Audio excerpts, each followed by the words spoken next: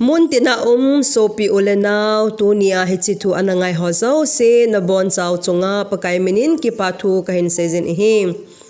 tuni ni khwa hi ho adia minu mi pate ho adinga topic poimo ta aka gel khat good touch bad touch chate ho sepi le hilte ding dan apoi mo dan inaki holim hom ki diu ka dejen hi ama sa penin ipisi achate ho hi good touch bad touch safe touch alo le unsafe touch chungchang sepi te ngai ham ti na vel khom diu hin him tunin igam sungu ivena thukiza ahilo hele new so a kiza jing ho ivena ahile child abuse ahilo le sexual abuse kiti hi kumizat ham khat masang sangin tuni hin akhang le jing tan hi kitile kisei hil ponte hi chi video ka hin bolona aje chu ahile chapang ahilo le nunga ezat ham khat counseling ahong ki bol jing laya amahon challenges ahin to ho la hi chi child sexual abuse kiti zong hi khat ai zi a hi in sunga mi nu te ho zo sin adia echa teo ichanu te ho achapang na lai e tilo in chapang cha hi lai uwa hi good touch bad touch safe touch unsafe touch ti chung changi hoi ta sepi a he thim sa te te angai zen him chule ichati ho hi e ho koma jing the a hi bovin school hung kai diu loile gol la a mun chom choma nu le pa zaw lo na a hung ha to pe diu a hi zin chabang sa a hi wa ama le ama ata sa kivet calling dan kiven bit ding dan ho zo si hilte angai zen him ani na cho hile good touch bad touch chung changa sa ti ho se pe te ding ho cho hile chapang cha icha te ho hin min ne thi aga cho pia a hi zong le a hla jing thei lai ta o a hi zain stranger danger kiti mi a het kha lo khat a hi lo a hi le a het kha sa hi zong le ne thi a pi ham le ne thi cho pi dinga po do pi dinga a zol ham le garia po do dinga a zol teng le kanom po le no ati thei uwa hepla a om lo na diwa chapang cha hiu zong le hilde te angai zen he nu le pa te ho in nang le na chanun in sung mi a hilo le loi le gol kinai pi ta khara ne gel khat zong chun nagin cha khelam pia lungel phalo ngai to na zong na chanu chunga icha te chunga ada nei the a hi ti zong sumil po hi te sa te koma se pi ding khat zong chu mi ko hi zong le na hin tham dan na dei lowa comfortable na hi lo le kicha na ti za na le lung thoi na nei lo bia lung thim sai lo bia nei tham hi in a hi lo a le don't touch me ti a lungam ta sei ngam na ama le ama ki ven bit theina ata asa ki ven bit zona anei te na diwa mi nu nang le kijin ichanu te ho hilding sepi ding ikinu a hi ti sumil po hi te athum na chun when to start telling your children good touch bad touch hi iti ting icha teo sepi pan the ham ti chung changa hin ama na thei chana sepi ding azi chu icha ti ho hi kumthum kumli vela play school ahole school ho in kai pan sa ziu ahi ta ziun hi chi na chanu na chapa ahung le chana thu deu deep dewa ela detail dewa na sei pe bezing the ahin adin basic example chu ahile neu cha hinalai zong le chun mila a von su la ki hel loading dan ai lo le ruma hoi ta kot ki kha a avon ki hel ding apoi mo dan ti ho zong neu cha hi wa para sei pia hiljing ding ahin hem chule na sanu na chapa akichep no pe ta attention na pi thei loading lai ta sei loading hi hoi ta full attention a pi thei na dia face to face or eye contact nei puma sei pi angai zen hi chukile hi chi good touch bad touch chung chang hi mi nu tam ta in mi nu mi ba tam ten sta te ko ma se ding za chat pi zong aumin hi chi ho hi za chat pi lo bia I za te ho win a het thim thei te na dia example za chom mang cha a ka nga hi se pi te diu a hin him na chanu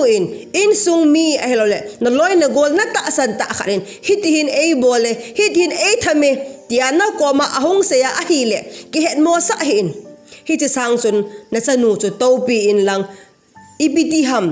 ti thu chin he do go zon ali chan na cho hile good touch ipi ham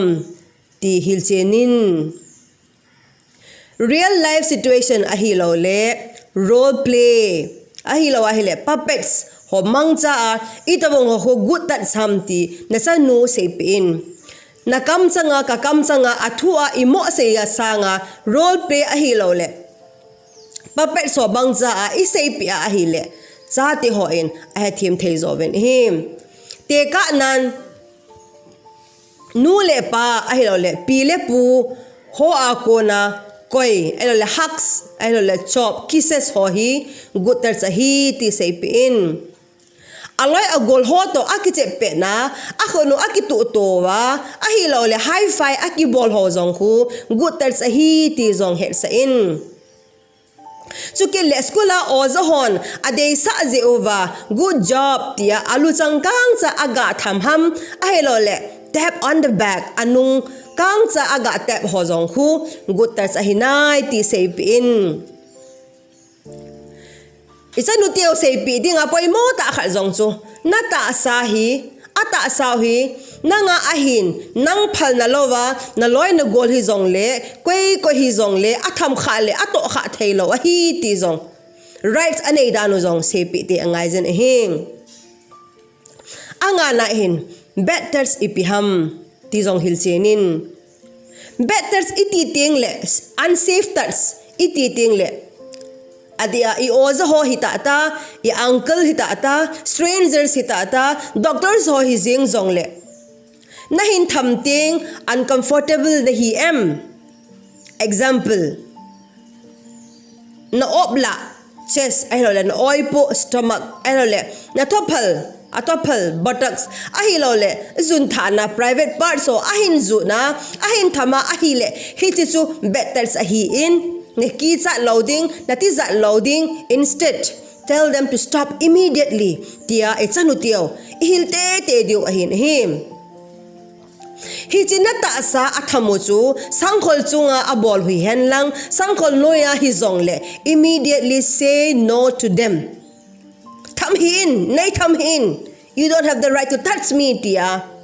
hi chi sawa zong chu anga di lo le shout for help pengin lang shout for help fight back ti hi it's a nu te ho so sin am ho rights ane now am ho le am ho akiven bit hena diwa rights ane ho hilte te ding hi poi mo ta khat ahin him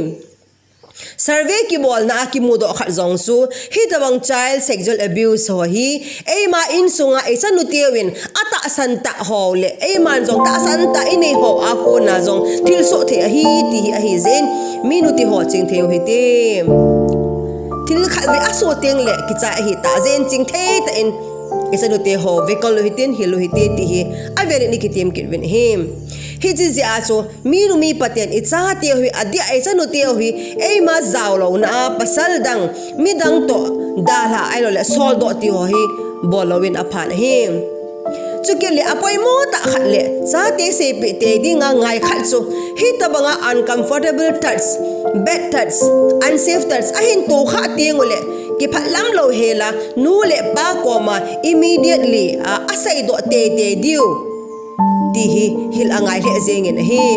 hi tabang na se ai le na ho se ponge I will appreciate you tia he sa angai zen him chukele apoi mo ta khal ki chile swimsuit rules hi cha ti hon azui ti wa se pi ti angai zin hi swimsuit in ata asaw a cover na zau si ata sa parts of body parts a cover na ho zau si hi koi man san ato kha thailo atham kha thailo mu zong amu thailo ve zong ave thailo diu hi ti zong se pi te zin tunia hi chi anangai nu le pati ho zau si katin no nom cho hi le pathin in chin dinga ven tup dinga apo go icha te ho hi mo pona lin ta responsibility apo a hi zin hi chi topic zong hi chapang cha hi wa pana he teams a hilte te angai momong in hi ze hin tunia hi cha anangai ho zau si pathin in cha te hil thim the na le lung thim chi na ai pi che tao han ka ki pa e